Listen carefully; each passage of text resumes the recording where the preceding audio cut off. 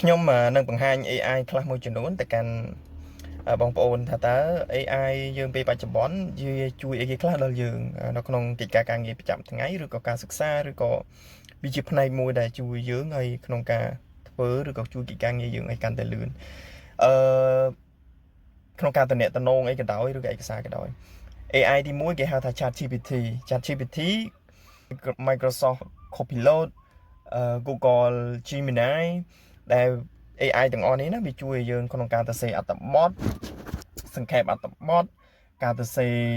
អ៊ីមែលឬក៏របាយការណ៍ផ្សេងវាជាផ្នែកមួយដែលវាជំនួយហើយ AI មួយទៀតគឺគេហៅថាSlack AI ឬក៏ Zoom AI វាជួយកំណត់សម្គាល់ឬការសង្ខេបប្រជុំឬក៏ព័ត៌មានឬក៏អ្វីមួយដែលវាជួយជំរុញឲ្យលក្ខណៈដូចសង្ខេបយើងអញ្ចឹងណាដើម្បីស្រួលពេលខ្លះយើងភ្លេចសរសេររបាយការណ៍តែវាជួយយើងមួយផ្នែកទៀតមួយទៀតដូចជា AI គេហៅ Grammarly វា Grammarly ឬក៏ Boldboard អាហ្នឹងវាជួយកែលម្អទៅលើវេយ្យាករណ៍អង់គ្លេសយើងទៅសេទៅវាអត់ត្រូវវាអញ្ចឹងវាជួយសម្រួលយើងឲ្យនៅក្នុងការ